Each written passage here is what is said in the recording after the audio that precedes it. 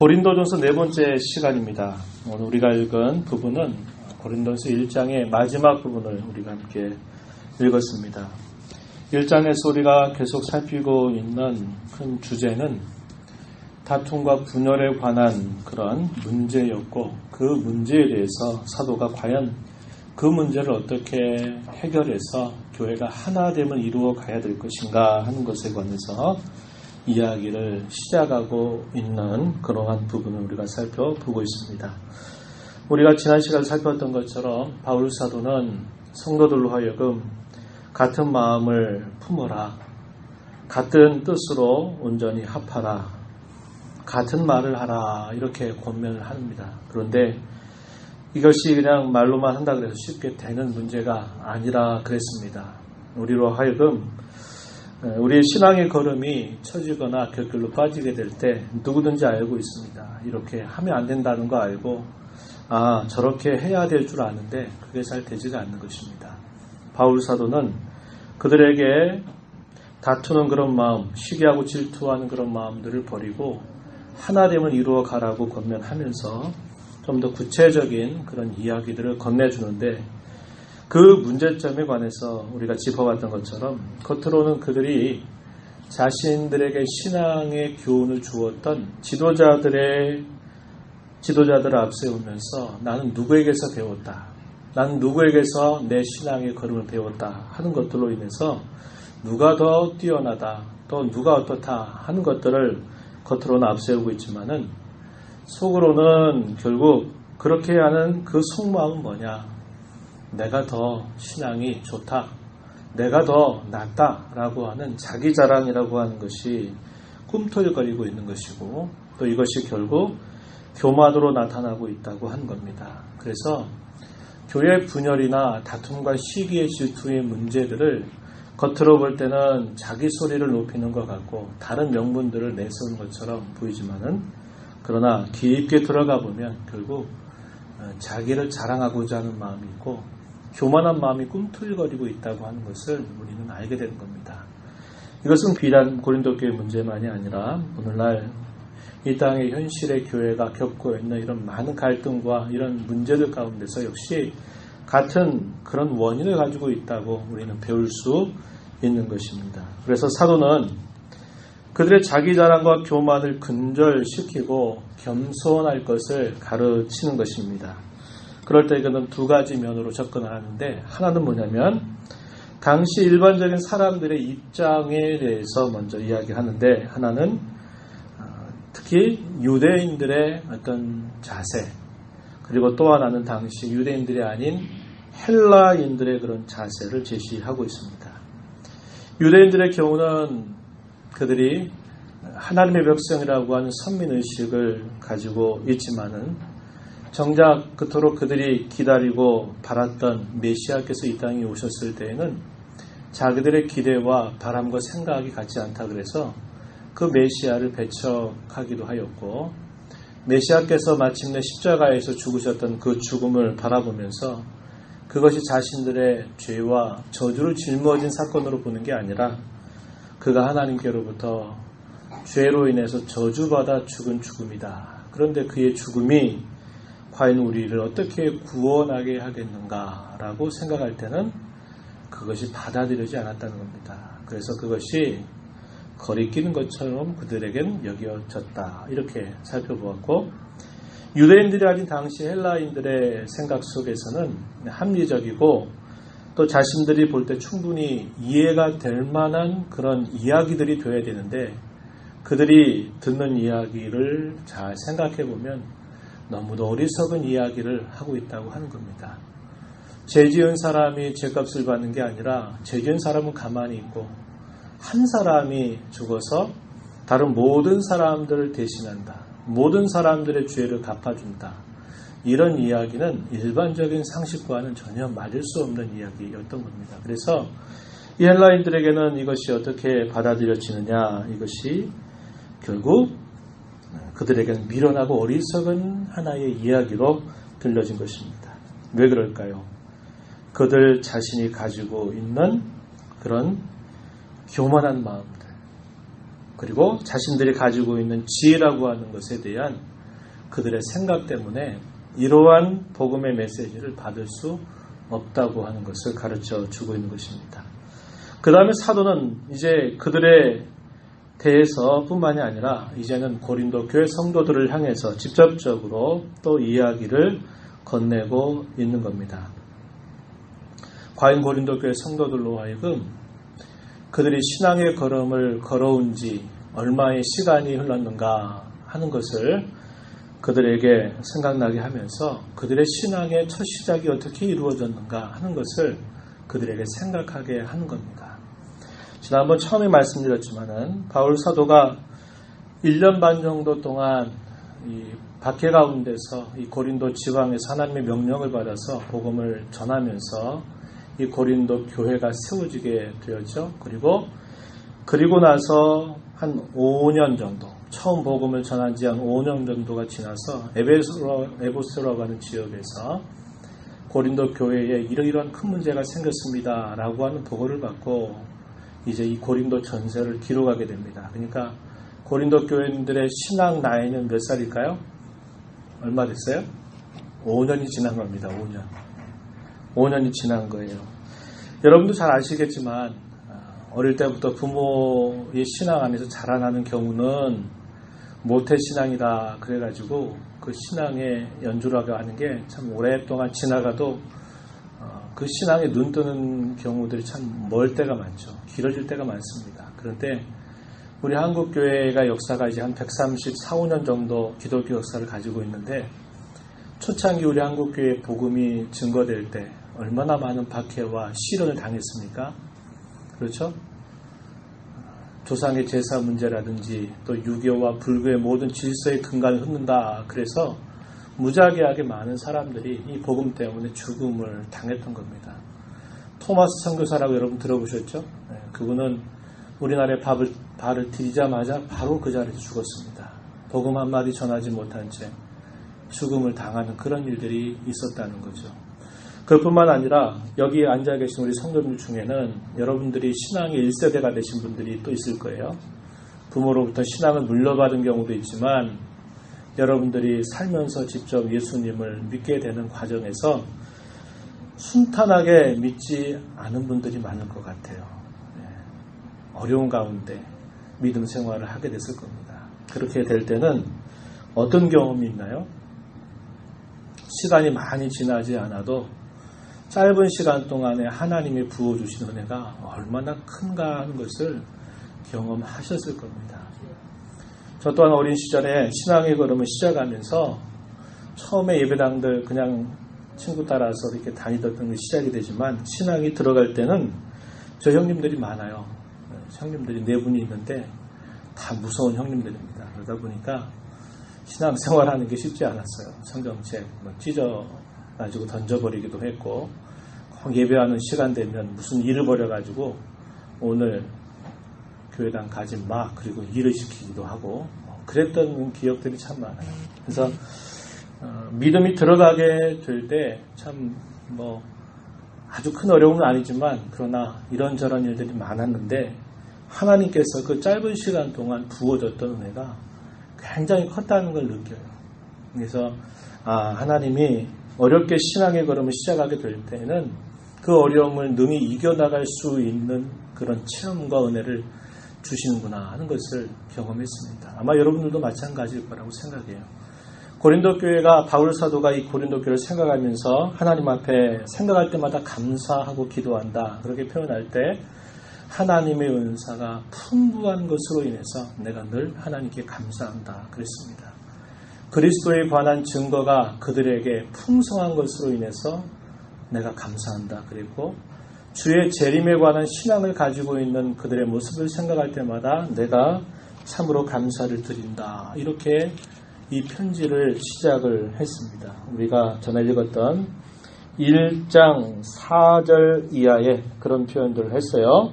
바울 사도가 편지를 처음 쓰면서 내가 항상 너희를 생각할 때마다 항상 하나님 앞에 감사하는데 그 이유는 5절에 너희가 그 안에서 모든 일과 모든 언변과 모든 지식의 풍족함으로 그리스도의 증거가 너희 중에 견고하게 되어 너희가 모든 은사의 부족함이 없이 우리 주 예수 그리스도의 나타나심을 기다리고 있다.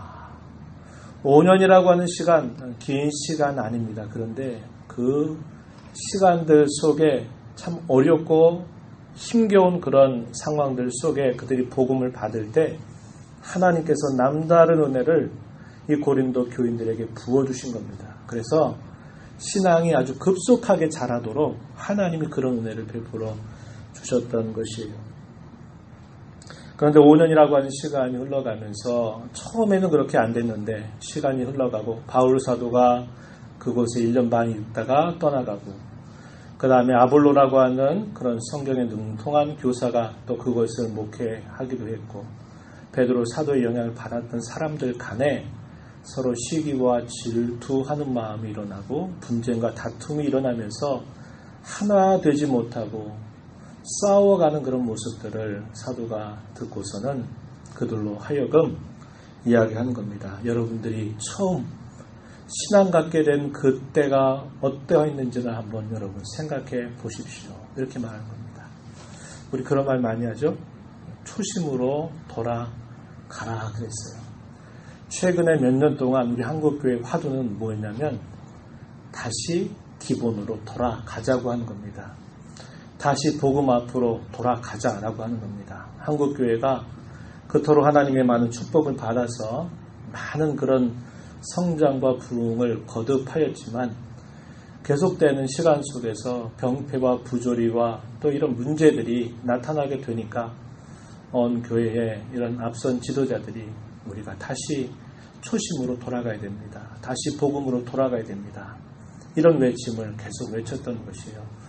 바울 사도는 고린도 교인들을 향해서 여러분들에게 참된 그들에게 겸손을 가르치기 위하여서 사도는 그들이 어떻게 처음 신앙의 걸음을 시작했는가를 그들에게 되새기라고 가르쳐 주고 있는 것입니다. 그래서 오늘 우리가 읽은 이 본문 말씀에 보면은 뭐라고 시작합니까? 26절 말씀에 보니까 이렇게 말하죠. 형제들아 너희를 부르심을 보라. 육체를 따라서 지혜로운 자가 많지 아니하며 능한 자가 많지 아니하며 문벌 좋은 자가 많지 않다. 이렇게 말합니다. 고린도 교인들을 향해서 사도는 언제나 형제들이라고 부르고 있어요. 그 마음이 어떠한 마음인가를 우리는 생각해 볼 수 있겠죠. 너희로 부르셨던 것을 한번 생각해 보아라. 이렇게 말합니다. 육체로 말할 때 소위 세상 사람들이 보는 관점으로 말하게 될 때 이 고린도 교회를 이루고 있는 성도들 중에는 지혜롭다고 여겨지는 사람 많지 않다. 이렇게 말하고 능한 자, 문벌이 좋거나 능력이 있고 사회적인 어떤 영향력을 행사하는 사람 많지 않다. 이렇게 말합니다. 출신이나 신분이나 지위가 높은 사람도 많지 않다. 이렇게 말하는 겁니다. 그들의 시작을 생각해 볼 때 그들이 세상 사람들의 관점에 따라서 봤을 때 그들이 높임을 받을 만한 그런 사람이 많지 않다는 겁니다.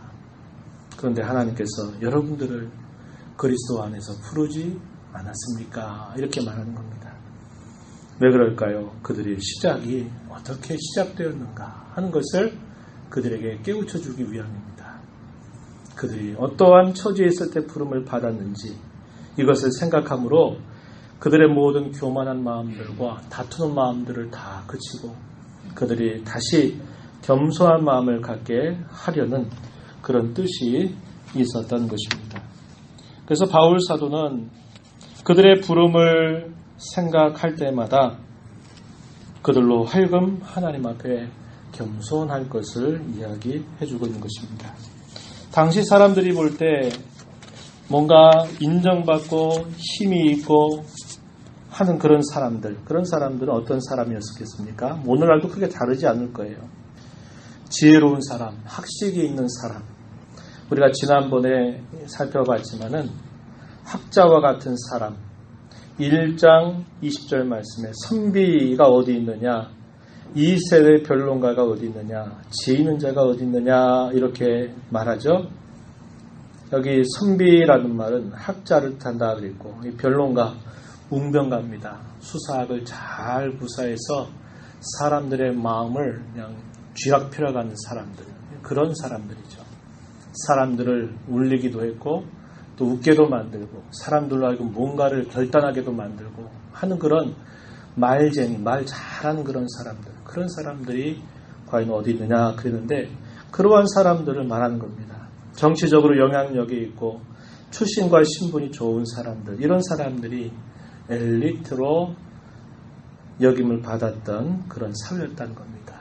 오늘날도 마찬가지죠. 우리가 살고 있는 시대도 보면 그 사람의 직업이 뭐고 또 그 사람의 환경이 어떠하고 그 사람이 얼마나 배웠고 그 사람이 얼마나 사회적인 지위를 가지고 있느냐 하는 것이 그 사람을 평가하는 데서 굉장히 중요한 기준이 되고 있는 겁니다. 그러나 바울 사도는 하나님은 이러한 지혜 있는 자들을 지혜 있다고 말하는 게 아니라, 그러한 지혜는 하나님 편에서 볼 때는 미련한 지혜에 지나지 않는다 이렇게 말합니다. 하나님의 지혜는 하나님께서 구원을 위하여서 내어주신 예수 그리스도를 온전히 깨닫고 믿고 바라보는데 그 참된 지혜가 있다라는 것을 사도는 그들에게 말해 주는 것이죠. 실제적으로 고린도 교회를 이루고 있는 성도들 중에는 당시에 사회적으로 엘리트처럼 여겨지는 그런 사람이 전혀 없었던 것은 아니지만, 대부분이 그러한 사람들은 그 교회의 부류에 속하지 않았다는 겁니다. 그것을 그들로 하여금 깨우쳐 주는 것입니다. 그런데 하나님께서 왜 그들을 그렇게 하시는가, 그 목적에 대해서 설명해 주기를 27절 말씀 한번 보십시오. 27절 보면은, 그러나 하나님께서 세상에 미련한 것들을 택하사 지혜 있는 자들을 부끄럽게 하려 하시고, 세상에 약한 것들을 택하사 강한 것들을 부끄럽게 하려 하시며, 세상에 천한 것들과 멸시받는 것들과 없는 것들을 택하사 있는 것들을 폐하려 하신다 이렇게 말합니다. 하나님께서 그들을 고린도 교회 또 하나님의 자녀로 그들을 부르신 그 목적은 세상 가운데서 날고 또 사람들을 뛰어넘는다고 말하는 그런 사람들을 오히려 낮추고 겸손한 자들을 높이시는 그러한 목적이 있다라고 하는 것을 말하는 겁니다. 25절 말씀에 보면요, 이런 말씀을 했죠. 하나님의 어리석음이 사람보다 지혜롭고 하나님의 약하심이 사람보다 강하다 이렇게 말해서, 하나님의 어리석다고 말하는 그것이 아무리 그래도 사람보다 지혜롭고 하나님이 약하다고 비방하는 그런 사람들이 있다 하더라도 하나님의 약하심은 사람보다도 강하다. 그래서 하나님이 그분의 백성들을 부르시는 그런 모든 일들을 바라볼 때 하나님이 이 세상의 그런 질서와 이 세상의 지혜를 오히려 낮게 만들어 버리시는 그런 하나님의 손길을 표현해 주고 있는 것입니다. 교만한 자들을 낮추시는데 하나님의 목적이 있다 이렇게 말합니다. 이 말은 하나님 앞에 겸손한 자들을 하나님은 높이신다고 하는 말이 되는 것이고, 하나님 앞에 교만하다고 말하는 사람들은 결국 낮추어 버리신다고 하는 것을 가르쳐주고 있는 겁니다. 교회 가운데서 시기하고 질투하고 다툼과 분쟁을 일으키는 그런 사람들은 결국 자기 자랑이고 교만한 태도를 갖추는 사람인데, 그러한 자들은 하나님이 낮추신다 이렇게 말씀했고, 하나님 앞에서 자신이 누구인가를 발견하고 겸손한 사람은 하나님께서 높이셔서 그분의 은혜를 더해 주신다고 하는 것을 일깨워 주고 있는 것입니다.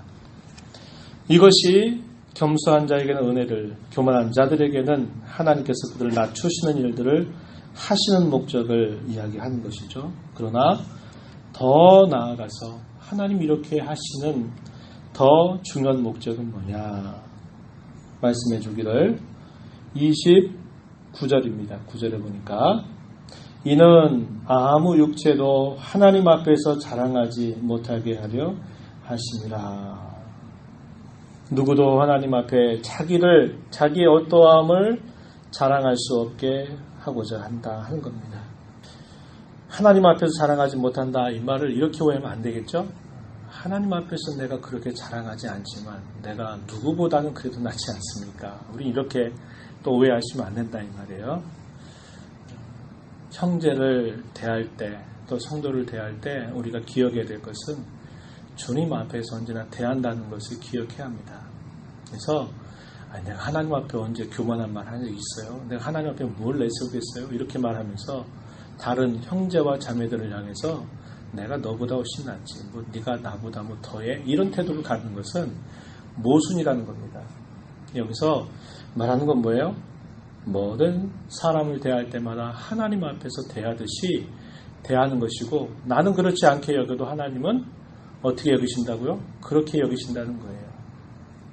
우리가 생각하는 것이나 말하는 것이나 행하는 모든 것들이 그 대상이 누구인지 간에 하나님 앞에서 행하는 것으로 하나님은 그것을 보고 평가하신다고 하는 겁니다.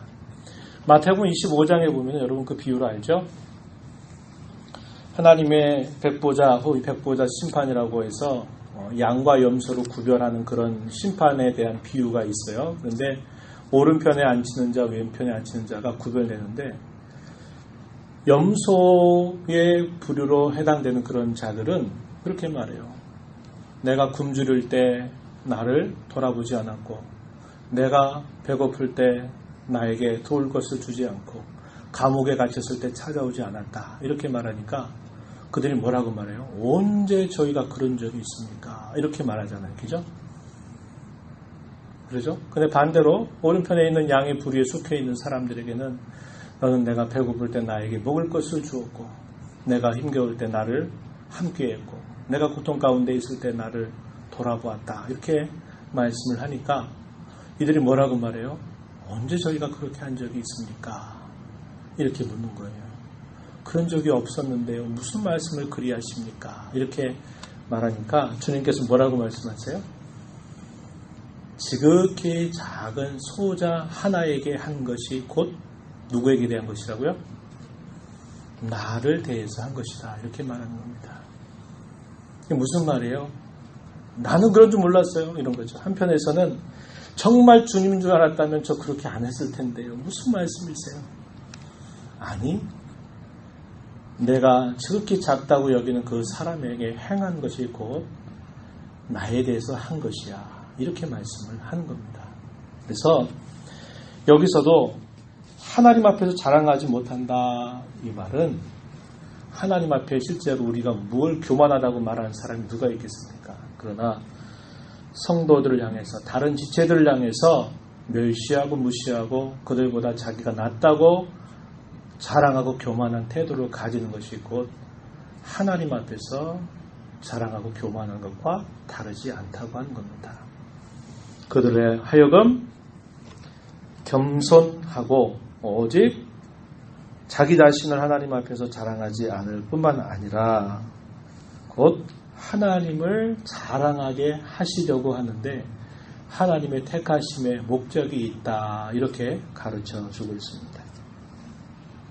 그 내용이 본문 30절, 31절에 표현되어 있습니다. 30절 가서 한번 보세요. 너희는 하나님으로부터 나서 그리스도 예수 안에 있고, 예수는 하나님으로부터 나와서 우리에게 지혜와 의로움과 거룩함과 구원함이 되셨으니 기록된 바 자랑하는 자는 주 안에서 자랑하라 함과 같게 하려 함이라, 이렇게 말합니다. 기록된 바, 인용했다는 말입니다. 이게 어디에서 인용했느냐? 구약 성경 가운데 예레미야서 9장 24절에 있는 말씀을 인용을 해서 이렇게 할 목적처럼 오직 주님을 자랑하게 하기 위해서, 이걸 다르게 말하면 뭘까요? 하나님께 영광을 돌린다, 이 말입니다. 주님을 자랑한다, 이 말을 또 다르게 말하면 주님을 찬양한다, 이 말입니다. 이 찬양한다 라는 말, 이 말도 주님을 높인다, 자랑한다, 이런 뜻을 가지고 있는 겁니다. 그러니까 하나님을 찬양한다. 하나님께 영광을 돌린다. 하나님을 자랑한다. 이런 말은 그 의미가 다 같은 말이라는 겁니다.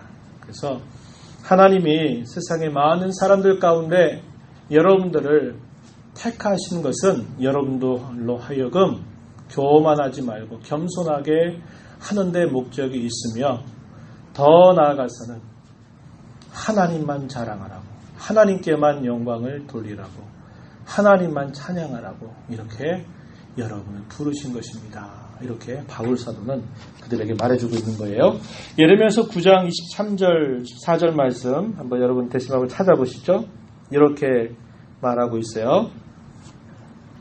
제가 읽어드립니다. 9장 23절에 보면 여호와께서 이와 같이 말씀하시되 지혜로운 자는 그의 지혜를 자랑하지 말라. 용사는 그의 용맹을 자랑하지 말라.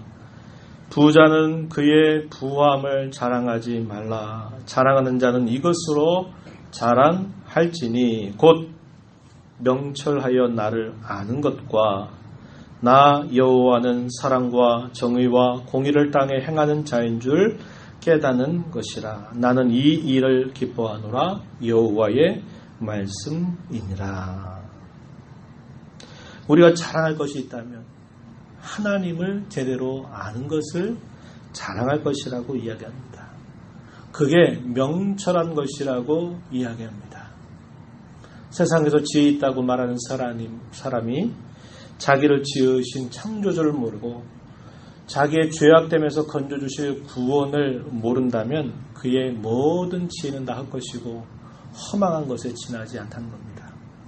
세상에서 비록 많이 배우지 못하고 지위가 높지 못하고 하더라도 자기를 지으신 이가 하나님이신 줄 알고 자기의 죄악됨을 깨닫고 하나님만이 구원을 주실 수 있는 분임을 깨닫고 고백하는 사람은 가장 명철한 사람이고 가장 지혜로운 사람이다라는 것을 잘 가르쳐 주고 있는 겁니다. 왜 그럴까요? 하나님께서 우리에게 보내주신 그리스도 그분으로 우리는 충분하기 때문이라는 겁니다. 다른 어떤 것을 자랑할 게 없다는 거예요. 오직 하나님을 자랑하는 건데 곧 그것은 그리스도만을 자랑하는 것인데 왜 그러한가? 그리스도 외에 다른 어떤 것을 우리가 덧붙일 것이 없고 덧붙이면 덧붙일수록 그리스도의 영광을 훼손시키기 때문에 그러한 것입니다. 성경은 우리에게 그리스도만으로 족하다. 그리스도만으로 충분하다. 그리스도 외에 다른 어떤 것들을 덧붙이려고 하는 것 자체가 오히려 그리스도를 욕되게 하는 것이라고 이야기하고 있는 것입니다. 우리가 읽은 30절 말씀에서 그리스도만이 우리에게 지혜가 되신다. 그리스도만이 우리에게 의로움이 되신다. 그리스도만이 우리에게 거룩함이 되시고 그리스도만이 우리에게 구원이 되신다라고 우리에게 가르쳐 주고 있습니다. 30절 말씀 한번 가서 보세요.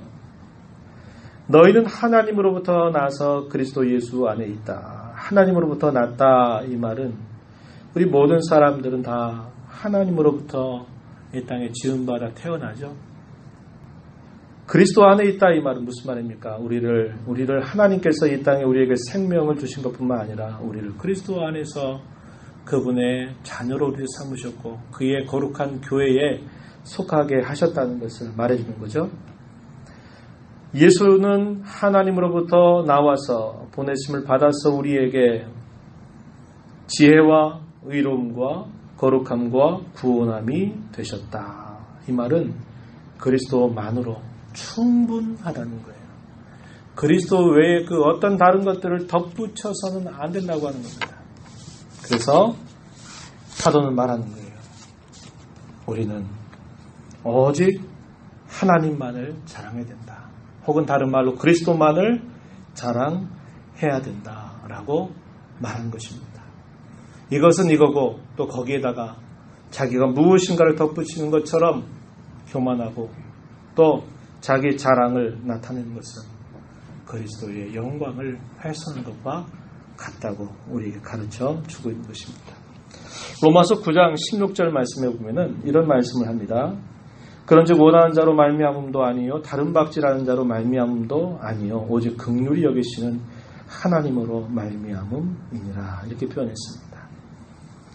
원하는 자, 애쓰고 노력하고 힘쓰는 자로 말미암는 것이 아니다. 뭐가요? 구원이 하는 겁니다. 구원이 그렇다는 거예요. 하나님이 주시는 구원이 내가 간절하게 원했기 때문에 그 원함 때문에 구원이 내게 임한 것이 아니다. 이렇게 이야기합니다. 다른 박질하는 자로 말미암는 것도 아니다. 이 말은 다른 박질하는 게 뭐예요? 무엇인가를 하기 위해서 아주 애를 쓰고 힘쓰고 노력하고 하는 겁니다. 절제하고 노력하는 것. 자기가 온갖 힘을 기울이고 노력하는 걸 말해요. 아시안 게임이 진행되고 있는데 결승전 같은 시간 어떤 경기는 2, 3분 안에 그 결과 끝나버리잖아요. 그 2, 3분의 결과를 얻기 위해서 몇 년 동안 그 사람들이 죽을 둥 살둥 훈련을 하고 절제하고 노력을 합니까? 4년 혹은 8년.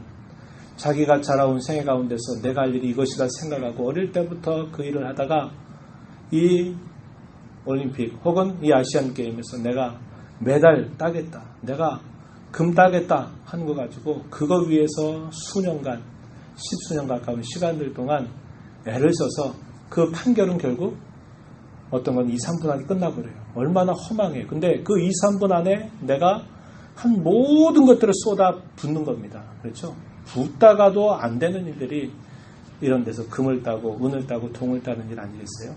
그렇죠? 다른 박질한다고 하는 게 그냥 뭐 달렸다 이런 걸 말하는 게 아니고 내가 이거 하나 바라보고 모든 일들을 절제하고 내가 모든 노력을 거기에 기울이는 것을 말하는 겁니다. 그런데 하나님의 구원은 그랬다고 해서 그 사람에게 주어지는 것도 아니라고 하는 거예요. 그래서 그 모든 구원이 오직 어디에 근거하느냐? 하나님께서 그를 불쌍히 여기시는 마음, 긍휼히 여기시는 하나님으로 말미암는다. 이렇게 말하는 겁니다. 그래서 하나님은 많이 배운 자, 못 배운 자, 다른 어떤 것에 조건을 두는 게 아니에요. 그래서 오직 하나님이 그의 백성을 부르시는 방법은 평준화되어 있어요. 평준화. 조건이 아주 높고 까다로운 게 아니에요. 그 부르시는 조건은 평준합니다. 네, 전도라고 하는 겁니다. 전도라는 미련한 방법으로 하나님은 자기 백성을 부르시기를 기뻐하셨다. 누가 불러야 돼요? 하나님이 불러주셔야 돼요. 그 부르심에는 평준화되어 있는 겁니다. 많이 배운 자도 하나님의 부름이 있어야 되고 못 배운 자도 하나님의 부름이 있어야 되고 남자도 하나님의 부름이 있어야 되고 여자도 하나님의 부름이 있어야 되고 상전도 하나님의 부름이 있어야 되고 종의 신분도 하나님의 부름이 있어야만 하나님 앞에 나올 수 있어요. 그런데 그 부름도 어떤 부름이 있어요? 겉으로 부르는 부름이 있고 진짜 부르는 부름이 있다 그랬습니다. 그렇죠? 그래서 오직 부르시는 이로 말미암아 오직 하나님이 긍휼히 여기시는 이로 말미암아 그가 구원함이 이른다는 겁니다. 그래서 이 구원을 생각하면 내가 많이 배웠다, 내가 가진 게 있다, 내가 사회적으로 지위가 있다, 이런 것들이 절대로 이 구원에 참여할 수 없도록 하나님이 소위 평준화시켜버렸다는 거예요. 그 모든 권한은 오직 누구에게? 부르시는 하나님께만 달려있다는 것입니다. 그렇기 때문에 이런 하나님의 부름을 생각한다면 우리는 어떻게 된다고요? 잘나고 못남을 따지고 가리고 그렇게 가면 안 된다는 거예요. 우리는 오직 하나님 앞에 겸손입니다. 첫째도 겸손이요, 둘째도 겸손이요, 셋째도 겸손입니다. 우리의 겸손을 힘써가면 하나님이 그것으로 영광을 받으시게 됨을 가르쳐 주고 있습니다. 말씀 냈습니다. 구원의 과정은 우리에게 시작이 있죠. 그리고 그 구원이 진행되는 단계들이 있고요. 그 구원이 완성되는 때가 있습니다. 그래서 하나님 우리를 처음 부르신 그때로부터 구원이 시작이 된 것이고 주님이 우리에게서 이 땅에 우리의 모든 삶을 멈추고 이제 내게로 와라. 우리의 육신의 장막을 벗는 날, 쉽게 말하면 우리가 죽는 날, 그때 우리의 구원의 끝점에 도달하는 거예요. 그래서 이 구원을 말할 때는 단순히 처음에만 말하는 게 아니라 처음과 과정과 모든 것 전체를 다 포함한다 이 말이에요. 우리의 구원의 모든 과정은 그리스도만으로 충분한 겁니다. 네. 늘 얘기하지만 구원받는 건 하나님의 은혜로 된 것이고 그 이후에는 네가 하는 거에 달렸다. 이렇게 말하는 데는 굉장히 위험한 함정이 있다는 거예요. 우리의 구원의 모든 과정은 하나님의 은혜로 되어지는 겁니다. 내가 다른 사람보다 더한 일을 할 수 있는 것은 그분의 은혜가 더 컸기 때문이에요. 그걸 기억하세요.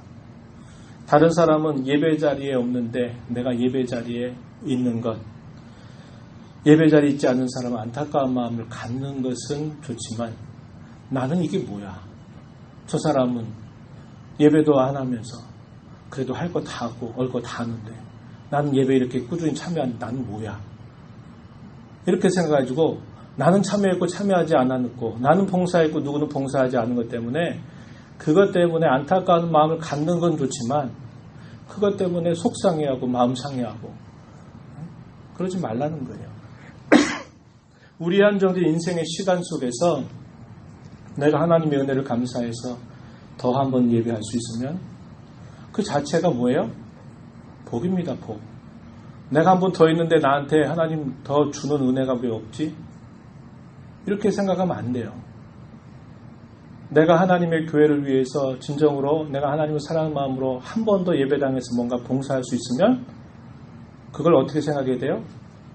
복이라고 생각해야 돼요. 복으로. 나는 더 했는데 왜 아무개나 하지도 않아? 화나? 기분 나빠? 이렇게 생각하지 마세요. 우리의 인생이라고 하는 시간은 한정되어 있어요. 내가 천년만년 하나님 앞에 내가 그분의 은혜를 감사하고 뭘 할 수 있는 일들이 내가 마음먹으면 언제든지 할 수 있습니까? 늦을 수 있다는 거예요. 내가 마음은 있는데 몸이 안 따라준다든지 내가 하고 싶은 마음이 있는데 형편이 안 따라주면 못하는 거예요. 근데 내가 오늘 그렇게 할 수 있다. 내가 오늘 주의 몸된 교회를 위해서 뭘 할 수 있다. 성도를 위해서 내가 뭘 할 수 있다. 하는 것을 뭐를 생각해야 됩니까? 은혜를 생각해야 돼요. 그것을 하나의 자기 공로처럼 여기면 거기에 뭐가 나와요? 교만한 마음이 나오는 거예요. 교만한 마음. 그거는 그리스도만으로 충분하지 않다는 것을 보여주는 겁니다. 말로는 아니에요. 저는 충분해요 말해도 그의 행실은 그리스도만으로 충분하지 않다라고 말하지는 그런 모습이 되는 것입니다. 저와 여러분의 구원의 시작과 과정과 완성에 있어서 그리스도 외에 다른 어떤 것이 필요하지 않습니다. 그리스도만으로 충분합니다. 그리스도 외에 다른 어떤 것을 더하지 않도록 항상 주의해야 합니다. 여러분 잊지 마세요. 신앙의 연조가 깊어지고요. 신앙 생활 오래 하신 분일수록 이런 위험에 빠지기가 쉽습니다. 조심하셔야 돼요. 이런 마음이 들면 빨리 조심하고 정신 차려야 됩니다. 왜? 하나님을 열심히 했다고 했는데 나중에 주님 앞에서 너 사람 일했구나. 하나님이란 게 아니라 사람 일했구나. 이렇게 주님이 평가하신다면 어떻게 되겠습니까? 그래서 항상 우리 모든 신앙의 걸음은 겸손에서 겸손으로 이어지는 게 신앙의 모습이어야 됨을 우리는 배우게 돼요. 이러한 주님을 자랑하게 되면 우리는 하나됨을 이룰 수 있게 되는 겁니다. 하나님의 은혜인 줄 알면 내가 이렇게 할 수 있는 것이 하나님의 은혜인 줄 알면 내가 하나님 앞에 예배하는 자리에 함께 있을 수 있고 기도하는 자리에 함께 있을 수 있고 내가 예배당에서 뭔가를 내가 봉사할 수 있는 일에 함께 할 수 있는 것도 하나님이 내게 주신 은혜로구나 하는 마음을 늘 잃지 않는다면 그것 때문에 다투고 싸우고 인정받지 못해서 괴로워해서 자기 소리 높이고 하는 이런 모든 일들이 안 나타나게 된다고 하는 겁니다. 겸손한 사람, 하나님의 은혜를 아는 사람이 마땅히 드러내는 참된 미덕이고 하나됨을 이루어 갈 수 있는 아주 중요한 덕목이에요. 그러한 덕목을 우리 모두가 잘 갖추어가게 되기를 진심으로 축복합니다. 하나님 아버지 감사합니다. 오늘도 저희들을 주님 앞에 불러주셔서 오늘도 예배의 자리, 찬송의 자리, 기도하는 자리 하나님 말씀 듣는 자리에 저희들을 세워주심을 감사합니다. 많은 사람들이 다른 일에 분주하고 다른 일에 집중할 때 저희들이 하나님 앞에 있음이 그 자체가 복인 줄 알고, 다른 사람이 자기의 죄악을 따라서 자기의 기분과 감정을 따라서 자기 하고 싶은 대로 하는 그러한 일과 다르게 우리의 마음을 하나님께 집중해서 하나님 영광 돌리는 자리에 있는 것이 참으로 복인 줄 알고 감사할 줄 아는 저희가 되게 하시고, 우리의 모든 구원의 시작과 과정과 완성이 오직 그리스도에게 있고 그리스도만으로 충분하다고 하는 사실 언제나 놓치지 않게 하여 주셔서 겸손케 하시고 하나님을 온전히 영광 돌리며 자랑하며 찬양하는 삶을 살아가게 하시고, 모든 성도들이 그러한 마음으로 하나됨을 잘 이루어갈 수 있도록 도와주시옵소서. 예수님 이름으로 기도하옵나이다. 아멘.